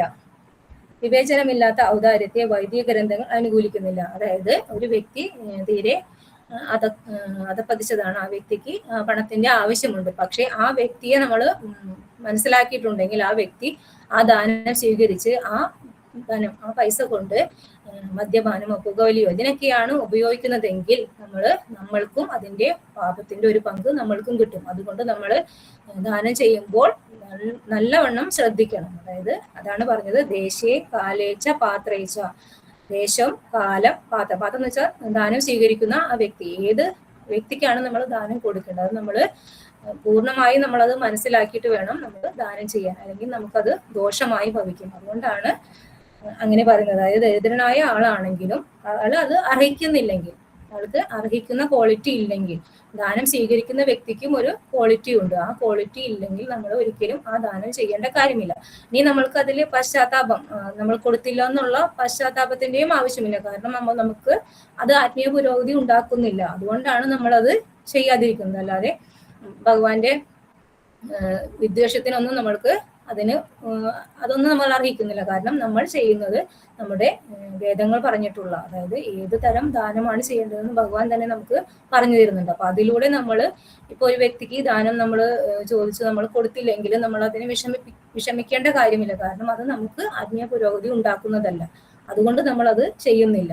അങ്ങനെയാണ് നമ്മളത് മനസ്സിലാക്കേണ്ടത്. അല്ലെങ്കിൽ ഒരു സംഘടന, ആ സംഘടനയെ കുറിച്ച് നമ്മൾ മനസ്സിലാക്കിയിടത്തോളം അത് ആത്മീയ പുരോഗതിക്ക് ഉതകുന്ന പ്രവർത്തനങ്ങളൊന്നും ചെയ്യുന്നില്ല. അതുകൊണ്ട് നമ്മൾ അതിനെ സഹായിക്കുന്നില്ല. അങ്ങനെ വേണം നമ്മളത് മനസ്സിലാക്കാൻ. അങ്ങനെ നമ്മുടെ ദാനം ആ ആത്മീയ പുരോഗതിക്ക് ഉതകുന്ന രീതിയിൽ, അതായത് ഇസ്കോൺ പോലുള്ള ആത്മീയ പുരോഗതി അതായത് ജീവാത്മാക്കളെ ഭഗവാന്റെ അടുത്തേക്ക് എത്തിക്കാൻ സഹായിക്കുന്ന, ഹരേ കൃഷ്ണ മഹാമന്ത്രം ജപിക്കാൻ പഠിപ്പിക്കുന്ന, ഭഗവത്ഗീത ഭാഗവതം തുടങ്ങിയ ക്ലാസ്സുകൾ കൊടുക്കുന്ന ഏതൊക്കെ മേഖലയിൽ, ഏതൊക്കെ സത്സംഗങ്ങൾ, അതേപോലുള്ള ഏതൊക്കെ പ്രവർത്തനങ്ങൾ നടത്തുന്നുണ്ടോ അവിടെയെല്ലാം നമുക്ക് ദാനങ്ങൾ കൊടുക്കാം. കാരണം അതെല്ലാം നമ്മളെ ആത്മീയ പുരോഗതിയിലേക്ക് നയിക്കുന്നതാണ്. അപ്പൊ അങ്ങനെയുള്ള ദാനമാണ് സാത്വികമായ ദാനം എന്നാണ് ഭഗവാൻ നമുക്ക് പറഞ്ഞു തരുന്നത്. ഇനി അടുത്ത ശ്ലോകത്തില് രാജസികമായതാണ്, അതായത് രാജസിക സ്വഭാവികൾ, ഇതെല്ലാം സാത്വികരായ ജീവാത്മാക്കളുടെ ദാനത്തെ കുറിച്ചാണ് പറഞ്ഞത്. അപ്പോൾ ആ സാത്വികമായ ദാനം നമ്മൾ പൂർണ്ണമായും മനസ്സിലാക്കുക. ഇനി രാജസികമായതും താമസികമായതും നമുക്ക് അത് മനസ്സിലാക്കിയിരിക്കണം, പക്ഷെ നമ്മൾ ഒരിക്കലും അത് പ്രാവർത്തികമാക്കാൻ പാടില്ല. യത്തു പ്രത്യുപകാരാർത്ഥം ഫലമുദ്ദിശ്യ വാ പുനഃ ദീയതേ ച പരിക്ലിഷ്ടം തദ്ദാനം രാജസംസ്മൃതം. ഏതെങ്കിലും ഫലം ഉദ്ദേശിച്ചുകൊണ്ടോ പ്രത്യുപകാരം പ്രതീക്ഷിച്ചോ പൂർണ്ണ സമ്മതമില്ലാതെയോ നൽകപ്പെടുന്ന ദാനം രാജസമാണ്. അതാണ് നമ്മൾ രാജസികളുടെ സ്വഭാവം. അതായത് അവർക്ക് എപ്പോഴും ഫലം വേണം, അവർക്ക് എപ്പോഴും ഫലം ഉദ്ദേശിച്ചുകൊണ്ടാണ് അവർ ഓരോ പ്രവൃത്തിയും ചെയ്യുന്നത്. അതായത് ഇന്ദ്രിയ സുഖമാണ് അവരുടെ, നമ്മൾ പഠിച്ചതാണല്ലേ, ഇന്ദ്രിയ സുഖം അതാണ് അവർക്ക് ഏറ്റവും വിശേഷപ്പെട്ട ഒരു സ്വഭാവം. അവർക്ക് അതാണ് ഏറ്റവും പ്രധാനമായി നിൽക്കുന്നത്. അതുകൊണ്ട് അവരെന്ത് ചെയ്താലും അവർക്ക് തിരിച്ച് പ്രതിഫലം കിട്ടിയേ തീരൂ എന്ന മനോഭാവമാണ്. അതുകൊണ്ട് തന്നെ അവർ ചെയ്യുന്ന ദാനങ്ങളും അത്തരത്തിലുള്ളതായിരിക്കും. അതായത് അവർ ദാനം കൊടുക്കുന്ന വ്യക്തിയിൽ നിന്ന് അവർക്ക് അതിന്റെ പ്രത്യുപകാരം തീർച്ചയായും അവർ ആഗ്രഹിക്കും. ആ വ്യക്തിക്ക് എന്തെങ്കിലും സഹായം ചെയ്തിട്ടുണ്ടെങ്കിൽ തിരിച്ച് ആ വ്യക്തി ഈ വ്യക്തിയെ സഹായിച്ചേ തീരൂ എന്നുള്ളൊരു മനോഭാവമാണ് അവർക്ക്. അതല്ലെങ്കിൽ അവരത് ചോദിച്ച് പ്രശ്നങ്ങൾ വരെ ഉണ്ടാക്കും. കാരണം അവർക്ക് അങ്ങനത്തെ രാജസീയമായ സ്വഭാവമാണ്. അവർക്ക് പെട്ടെന്ന് ദേഷ്യം വരും. അപ്പൊ അവര് അതനുസരിച്ച് അവരുടെ സ്വഭാവം മാറിക്കൊണ്ടേയിരിക്കും. അപ്പൊ അതാണ് പറയുന്നത്, പ്രത്യുപകാരം പ്രതീക്ഷിച്ചോ പൂർണ്ണ സമ്മതമില്ലാതെയോ നൽകപ്പെടുന്ന ദാനം രാജസമാണ്. അതായത് പൂർണ്ണ സമ്മതമില്ലാതെയാണെന്ന് പറയുന്നത്, ഇപ്പൊ ഒരു വ്യക്തി ദാനം കൊടുക്കാൻ ആ വ്യക്തിക്ക് താല്പര്യമില്ല, പക്ഷെ ആ വ്യക്തിയുടെ വീട്ടിലുള്ള മറ്റ് മാതാപിതാക്കളായിക്കോട്ടെ മറ്റു മുതിർന്ന വ്യക്തികളായിക്കോട്ടെ അവരെ നിർബന്ധിച്ചുകൊണ്ട് ആ ദാനം ചെയ്യിപ്പിക്കുക. അതായത് ദാനം കൊടുക്കാൻ നിൽക്കുന്ന വ്യക്തിക്ക് അതിനോട് താല്പര്യമില്ല, ആ വ്യക്തിക്ക് ദാനം ചെയ്യണമെന്ന് ആഗ്രഹമില്ല, പക്ഷെ മറ്റുള്ളവരുടെ നിർബന്ധപ്രകാരം ആ ദാനം ചെയ്യുന്നു. അങ്ങനെയുള്ള ദാനവും രാജസികം തന്നെയാണെന്നാണ് പറയുന്നത്. നമ്മൾ ചിലപ്പോൾ നമ്മൾ സമ്പാദിച്ചു വെക്കുന്ന ധനം കൊണ്ട് വേറെ എന്തെങ്കിലും ഇന്ദ്രിയ സുഖഭോഗങ്ങൾക്ക് വേണ്ടി നീക്കി വെച്ചിരിക്കുന്ന ധനമായിരിക്കാം. പക്ഷെ അത് മറ്റുള്ളവർ പറഞ്ഞ് നിർബന്ധിച്ച് അത് ചെയ്യിപ്പിക്കുമ്പോൾ ആൾക്ക് ആ ദാനം നൽകി കഴിഞ്ഞാൽ ആളുടെ മനസ്സിൽ, ആ വ്യക്തിയുടെ, ആ ദാനം കൊടുത്ത വ്യക്തിയുടെ മനസ്സിൽ വീണ്ടും ചിന്തകളായിരിക്കും അല്ലെ, ആ പൈസ കൊണ്ട് ഞാൻ ഇതൊക്കെ ഇങ്ങനെ ചെയ്യാൻ വിചാരിച്ചതായിരുന്നു, അത് കൊടുത്തു പോയി, അങ്ങനെ നഷ്ടപ്പെടുത്തിയല്ലോ, അങ്ങനെ ചിന്തകൾ നമ്മുടെ മനസ്സിൽ, ഇങ്ങനെയുള്ള ദാനം ചെയ്തു കഴിഞ്ഞിട്ട് ഇങ്ങനെയുള്ള ചിന്തകളൊന്നും വരാൻ പാടില്ല. അതുകൊണ്ടാണ് രാജസീയ സ്വഭാവികൾക്ക് എപ്പോഴും ഫലം വേണം, പ്രത്യുപകാരം വേണം. അപ്പോൾ അവർക്ക് അത് ചിന്തകൾ വരും, ഇതിങ്ങനെ ചെയ്തു കഴിഞ്ഞാൽ എനിക്ക് ആ എൻ്റെ ഇന്ദ്രിയ സുഖങ്ങൾക്ക് വേണ്ടിയുള്ള പൈസയാണല്ലോ നഷ്ടപ്പെട്ടത്, അങ്ങനെ അവര് ചിന്തിച്ചു കൂട്ടും. ഇനി എത്ര നാള് ജോലി ചെയ്തിട്ട് വേണം അത്രയും പൈസ ഉണ്ടാക്കിയെടുക്കാൻ, അങ്ങനെയുള്ള ചിന്തകൾ ഈ രാജസിക സ്വഭാവികൾക്ക് എപ്പോഴും ഉണ്ടായിരിക്കും. അതായത് എൻ്റെ സുഖത്തിന് വേണ്ടി ഞാൻ സമ്പാദിച്ച പണം അത് ഇങ്ങനെ ഒരു കാര്യത്തിന് വേണ്ടി ഉപയോഗിക്കേണ്ടി വന്നല്ലോ, അങ്ങനെയുള്ള ചിന്തകൾ അവരെ മനസ്സിനെ എപ്പോഴും അലട്ടിക്കൊണ്ടേയിരിക്കും. എന്നാൽ സാത്വികമായ സ്വഭാവികൾക്ക് ഒരിക്കലും അങ്ങനെ ഒരു ചിന്ത ഉണ്ടാവില്ല. അതായത് നമുക്ക് പ്രഭുപാദർ പറഞ്ഞു തന്നിട്ടുണ്ട്, ഒരു വ്യക്തിയുടെ സമ്പാദ്യത്തിൽ നിന്ന് 50% ആത്മീയമായ കാര്യങ്ങൾക്ക് വേണ്ടി ഉപയോഗപ്പെടുത്തണം. അതായത് 50% സാധിച്ചില്ലെങ്കിൽ നമുക്ക് നമ്മുടെ വരുമാനത്തിന്റെ ഒരു ഭാഗമെങ്കിലും നമ്മൾ ഭഗവാന്റെ കാര്യങ്ങൾക്ക് വേണ്ടി നമ്മൾ സമർപ്പിക്കണം. അതൊരു സമർപ്പണമായി, നമ്മളൊരു കർത്തവ്യമായി നമ്മൾ ചെയ്യണമെന്നാണ് നമുക്ക് പ്രഭുപാദർ പറഞ്ഞു തന്നിട്ടുള്ളത്. അതുകൊണ്ട് നമ്മൾ ദാനം ചെയ്തു കഴിഞ്ഞാൽ ഒരിക്കലും അതിനെക്കുറിച്ച് ഒരു ചിന്ത, അതങ്ങനെ ചെയ്തല്ലോ എന്നുള്ളൊരു ചിന്ത നമുക്ക് സാത്വികരായ രീതിയിൽ ജീവിക്കുന്ന വ്യക്തികൾക്ക് ഒരിക്കലും തോന്നുകയില്ല. പക്ഷെ രാജസിക സ്വഭാവികൾക്ക് അത് ഉണ്ടായിരിക്കും. ഇന്ദ്രിയ സ്വർഗത്തിലേക്ക് ഉയർത്തപ്പെടുമെന്ന് പ്രതീക്ഷിച്ചോ ചിലപ്പോൾ മനസ്സില്ലാ മനസ്സോടെയോ ചിലർ ദാനം ചെയ്യാറുണ്ട്. സ്വർഗത്തിലേക്ക് ഉയർത്തപ്പെടുമോ എന്ന്, അതായത് ചില സംഘടനകൾ അല്ലെങ്കിൽ ഇങ്ങനെ നമ്മളെ പറഞ്ഞ് വലിപ്പിക്കും, ഇവിടെ ദാനം ചെയ്താൽ നമുക്ക് സ്വർഗത്തേക്ക് പോകാം, അതല്ലെങ്കിൽ ചിലപ്പോൾ കുട്ടികളില്ലാത്ത ദമ്പതികളാണെങ്കിൽ ഇവിടെ ദാനം ചെയ്താൽ സന്താന സൗഭാഗ്യമുണ്ടാകും, അങ്ങനെയെല്ലാം പറഞ്ഞ് അവരെ പ്രലോഭിപ്പിച്ച് ദാനം ചെയ്യാൻ നിർബന്ധിക്കും ചില സംഘടനകൾ. അപ്പൊ അങ്ങനെയുള്ള ദാനവും രാജസികമായ ദാനമാണെന്നാണ് പറയുന്നത്. ഇത്രയേറെ ധനം ഞാൻ വൃഥ ചെലവാക്കിയല്ലോ എന്ന് പിന്നീട് പശ്ചാത്തപിക്കുകയും ചെയ്യും. മറ്റു ചിലപ്പോൾ മേലധികാരിയുള്ള ദാനങ്ങൾക്ക് രാജസ സ്വഭാവമാണ് ഉള്ളത്. അതായത് ചില ബിസിനസ് സ്ഥാപനങ്ങളിൽ ഒരുപാട് സമ്പാദ്യമുള്ള വ്യക്തികളോട് അവരുടെ മേലുദ്യോഗസ്ഥന്മാർ പറയും ചാരിറ്റി ചെയ്യണം. അത് അവരുടെ ആ ബിസിനസിന്റെ അതൊരു ഭാഗമായി മാറുകയാണ്. അവർക്ക് ചാരിറ്റി ചെയ്തേ മതിയാവും. അങ്ങനെ അവരുടെ നിർബന്ധം പ്രകാരം അങ്ങനെയും ചെയ്യുന്ന ചാരിറ്റികളുണ്ട്. അതും ആ വ്യക്തിയുടെ മനസ്സിനെ ഇഷ്ടമില്ലാതെ ചെയ്യുന്നതാണ്. അതായത് മേലുദ്യോഗസ്ഥന്റെ നിർബന്ധത്തിന് വഴങ്ങി ചെയ്യേണ്ടി വരികയാണ്. അതാണ് പൂർണ്ണ സമ്മതമില്ലാതെ ചെയ്യുന്ന ദാനം. അതായത് ആ വ്യക്തിക്ക് താല്പര്യമില്ല, മേലുദ്യോഗസ്ഥന്റെ നിർബന്ധം കൊണ്ട് ചെയ്യുന്നു മാത്രം. ഇന്ദ്രിയ സുഖഭോഗങ്ങളെ പ്രോത്സാഹിപ്പിക്കുന്ന സംഘടനകൾക്ക് ദാനം ചെയ്യുന്ന നിരവധി ധർമ്മ സ്ഥാപനങ്ങളുണ്ട്. ഇത്തരം ദാനത്തിന് ശാസ്ത്രസമ്മതമില്ല. സാത്വികമായ ദാനം മാത്രമേ വേദനിർദിഷ്ടമായുള്ളൂ. അതായത് സാത്വികമായ ദാനം മാത്രമാണ് വേദങ്ങൾ നിർദ്ദേശിച്ചിട്ടുള്ളത്. അല്ലാതെ ഇന്ദ്രിയ സുഖങ്ങൾക്ക് വേണ്ടി നമ്മൾ കൊടുക്കുന്ന പൈസ കൊണ്ട് അവര് മദ്യപാനം, പുകവലി, നോൺ വെജ് ഇതേപോലുള്ള സാധനങ്ങൾ വാങ്ങിച്ച് അവരുടെ ഇന്ദ്രിയ സുഖങ്ങളാണ് നടത്തുന്നതെങ്കിൽ നമ്മൾക്കും അതിന്റെ ഒരു പങ്ക് തീർച്ചയായും ആ പാപം, അതായത് നമ്മൾ ദാനം ചെയ്തത് കൊണ്ട് നമുക്ക് ഫ്രീ ആയി കുറെ പാപങ്ങൾ കിട്ടുമെന്നല്ലാതെ ഒരിക്കലും നമുക്ക് ആത്മീയ പുരോഗതി അതുകൊണ്ട് കിട്ടുന്നില്ല. അത് നമ്മൾ ശരിയായ രീതിയിൽ മനസ്സിലാക്കിയിട്ട് വേണം ദാനം ചെയ്യേണ്ടത്. ഇതാണ് രാജസികമായ ദാനം. ഇനി അടുത്തത് പറയാൻ പോകുന്നത് താമസികളുടെ ദാനം എങ്ങനെയായിരിക്കും. അദേശകാലേ യദ്ദാനം അപാത്രേഭ്യശ്ച ദീയതേ അസത്കൃതമവജ്ഞാതം തത്താമസമുദാഹൃതം. ഉചിതമല്ലാത്ത കാലത്തും അവിശുദ്ധമായ സ്ഥലത്തും അനർഹരായവർക്കും നൽകപ്പെടുന്ന ദാനവും ആദരം കൂടാതെയോ അവജ്ഞയോടെയോ നൽകപ്പെടുന്നതും താമസമെന്ന് പറയപ്പെടുന്നു.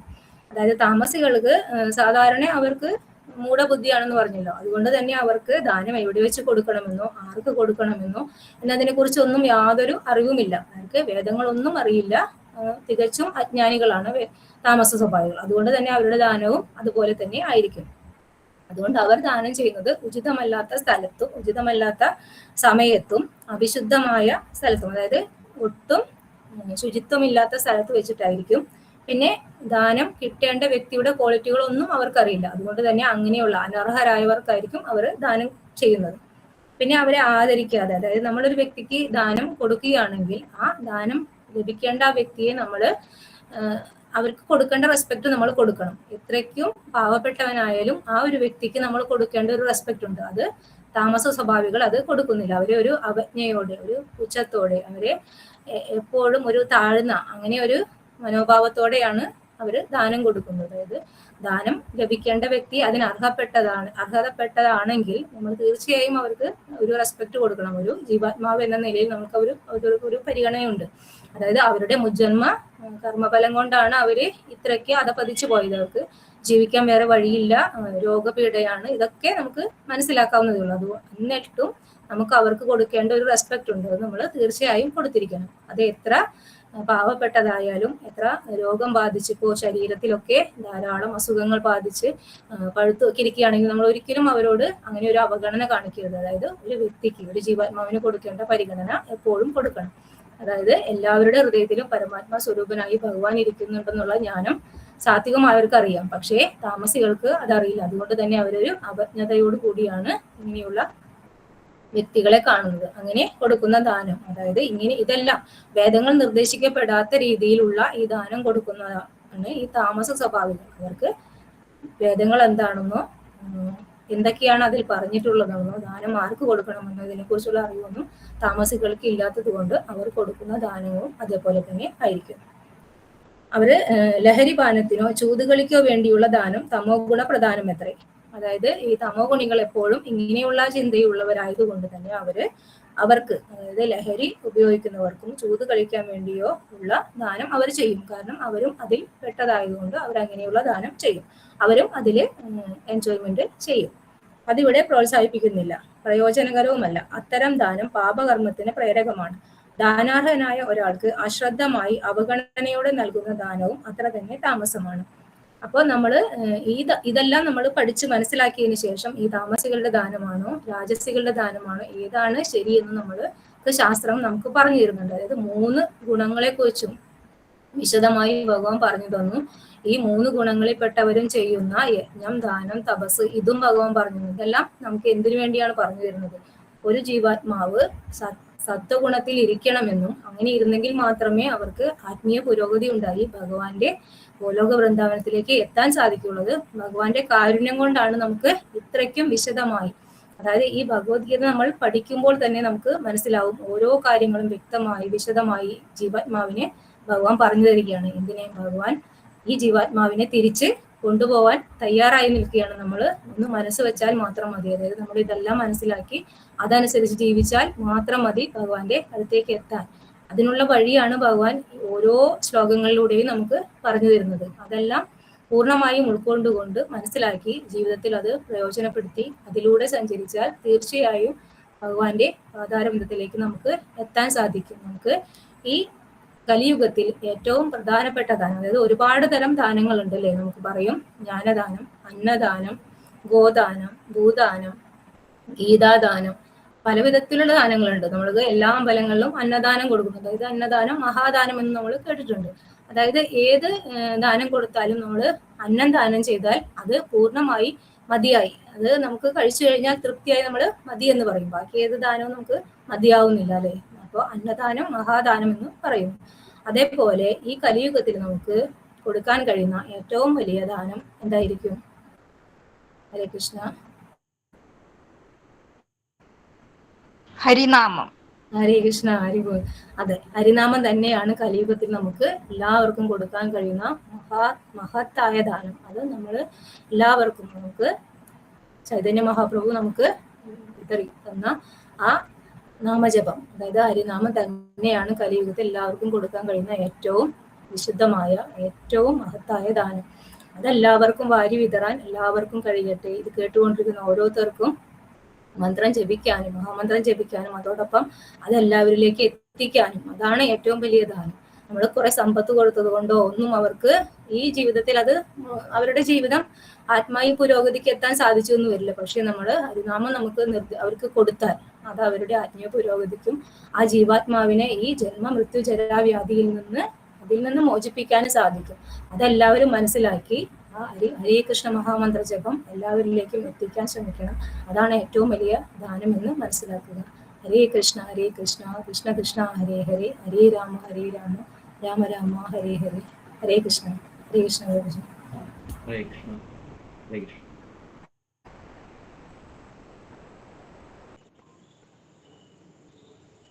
നന്നായിരുന്നു മാതാജി. ഹരേ കൃഷ്ണ മാതാജി. നല്ല ക്ലാസ് ആയിരുന്നു.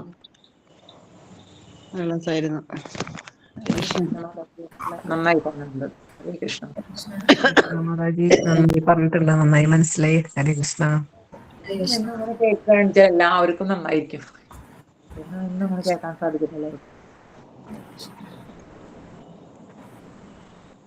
ഹരേ കൃഷ്ണ. യെസ്, ഒതുക്കത്തോടുകൂടി ഞാൻ ക്ലാസ് വെച്ചിട്ടുണ്ട്. ഉദ്ദേശം തന്നെയാണ് ധ്യാനത്തെ പറ്റി പറയുമ്പോൾ നമ്മൾ 4-ാം അധ്യായത്തിൽ പറയുന്നുള്ളൂ. ശ്രേയൻ എന്താണ്?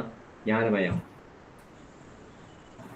4-ാം അധ്യായത്തില് 31-ാമത്തെ ശ്ലോകങ്ങൾ പറയുന്നുണ്ട്. ശ്രേയാൻ ദ്രവ്യമയ യജ്ഞ ജ്ഞാനമയ പരന്തപ. അപ്പോൾ പല ദാനങ്ങളും ദ്രവ്യമയാണ്, പണം അല്ലെങ്കിൽ കുറച്ച് കാര്യങ്ങൾ, സാമഗ്രികൾ, അരി, ഗോതമ്പ്, ധാന്യങ്ങൾ, പിന്നെ പശുക്കൾ, ഇതൊക്കെ നമുക്ക് ദാനം ചെയ്യാം. സ്വർണം ദാനം ചെയ്യാം.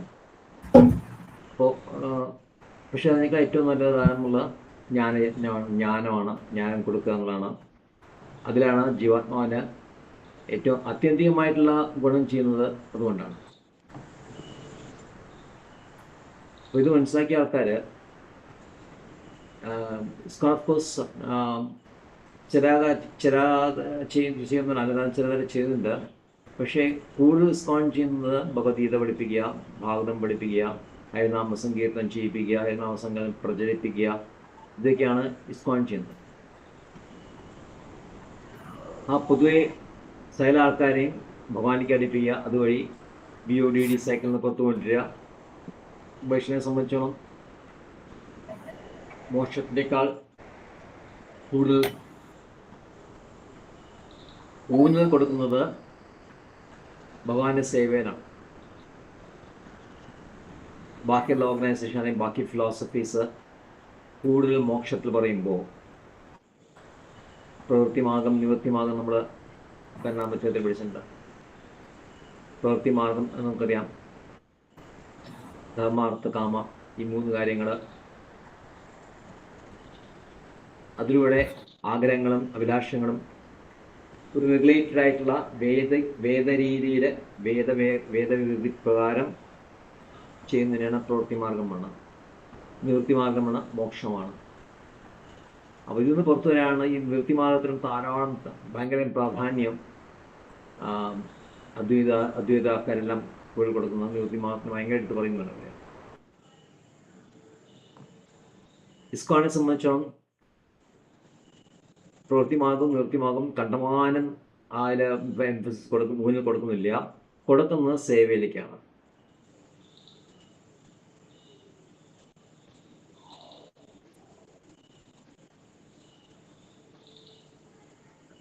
ശ്രീമദ് ഭാഗവതം 1-ാം സ്കന്ധം 5-ാം അധ്യായത്തിൽ ഇത് പറയുന്നുണ്ട്. കാരണം ഈ പറഞ്ഞ വേദവ്യാസം തന്നെയാണ് ഇതെല്ലാം പഠിപ്പിച്ചത്, പുരുഷാർത്ഥങ്ങൾ.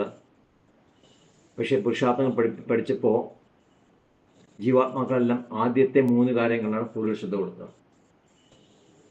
അത് വേദവ്യാസം പഠിപ്പിച്ചതല്ലേ, അതുകൊണ്ട് അത് ചെയ്യാം, അതിന് ലൈസൻസ് നമുക്ക് കിട്ടുന്നുണ്ട് എന്ന് പറഞ്ഞിട്ട് ഇന്ത്യ സ്വാതന്ത്ര്യത്തിന് മുഴുകിപ്പോയി. തിരിച്ച് മോക്ഷത്തിലെ അല്ലെങ്കിൽ നിവൃത്തി മാർഗത്തിലേക്ക് വരാൻ പറ്റാത്ത വിധം അല്ലെങ്കിൽ വരാൻ ബുദ്ധിമുട്ടുള്ളതുകൊണ്ട് അവരത് ശ്രദ്ധിക്കണമില്ല. അവിടെ ഒരു നിവൃത്തി മാർഗം എന്ന് പറയുമ്പോൾ ശ്രദ്ധയില്ലാത്തൊരു കാര്യമാണ്, അല്ലെങ്കിൽ അട്രാക്ഷൻ ഇല്ലാത്ത കാര്യമാണ്. കാരണം ഇതിലാണ് അട്രാക്ഷൻ കിടക്കണം. വർഷങ്ങളായിട്ട് നമ്മൾ ഇന്ദ്രിയ ഇത് ചെയ്തുകൊണ്ടിരിക്കുമ്പോൾ, സെൻസ് ഗ്രാറ്റിഫിക്കേഷൻ നടന്നുകൊണ്ടിരിക്കുമ്പോൾ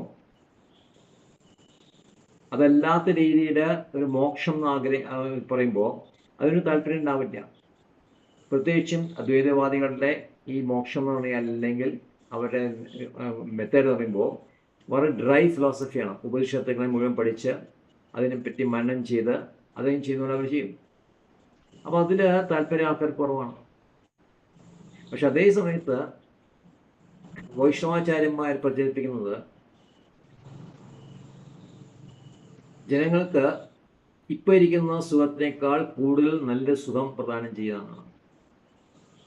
ഇപ്പോൾ ഇരിക്കുന്ന രുചി അധമ രുചിയാണ് ഇപ്പോൾ ഉള്ളത്. ആ അധമ രുചിപ്പെട്ടുകൊണ്ടാണ് നമ്മൾ ഇതെല്ലാം ഈ കാര്യങ്ങളും ചെയ്തുകൊണ്ടിരിക്കുന്നത്. അപ്പോൾ ഈ അധമ രുചി മാറ്റി ഉന്നതമായ രുചി ഉണ്ടാക്കുക എന്നാണ് ശരിയായിട്ടുള്ള ഭാവധർമ്മം. ആ ഭാവധർമ്മം അതാണ് പഠിപ്പിക്കുന്നത് നമ്മളെ. കാരണം ഭഗവാനോട് അട്രാക്ഷൻ.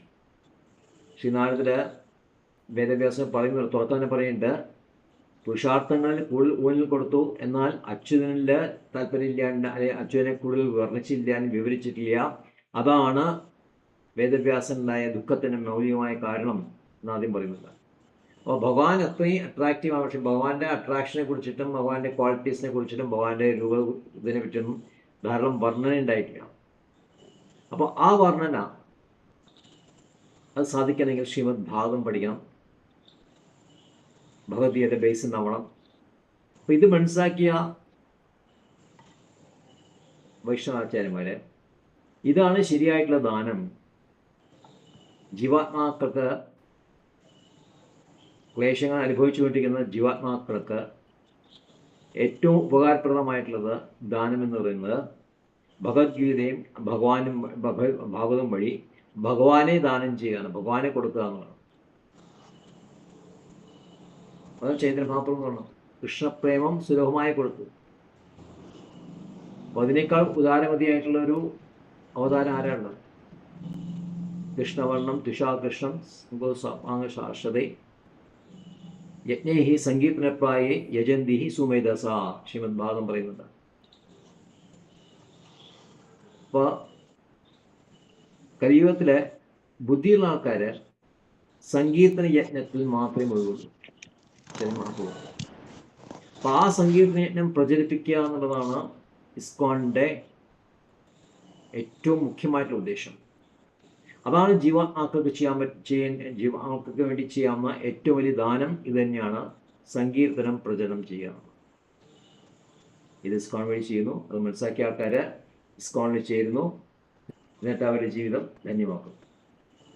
ഹരേ കൃഷ്ണ. ഹരേ കൃഷ്ണ പ്രഭുജി. പ്രഭുജി, ഒരു ചെറിയൊരു ഡൗട്ട് ചോദിച്ചോട്ടെ? യെസ്. രേഷ്ണഭൂജി പറയൂ.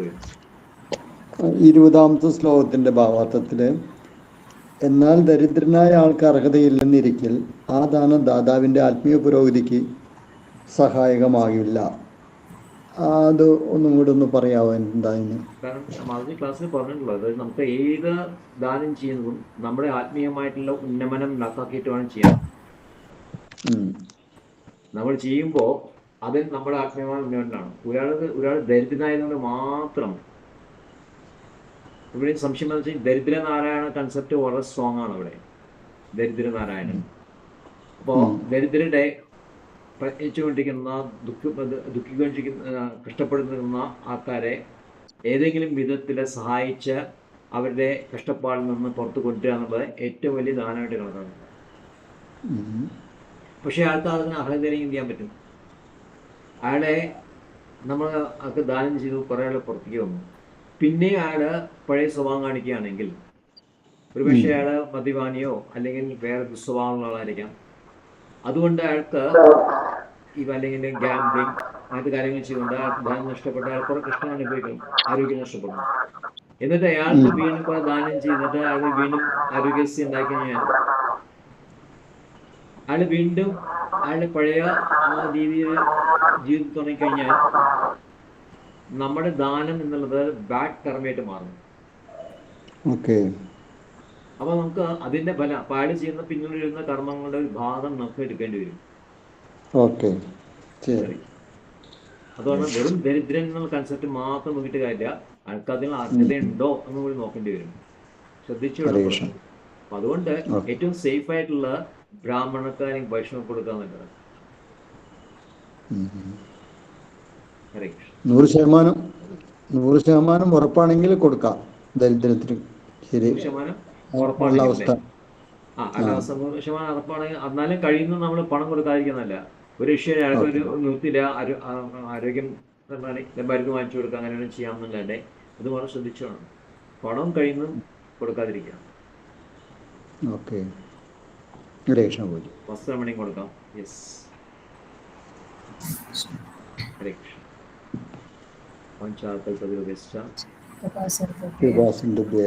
പതിനാനാം പാവനേഭ്യോ വൈഷ്ണവേഭ്യോ നമോ നമഃ.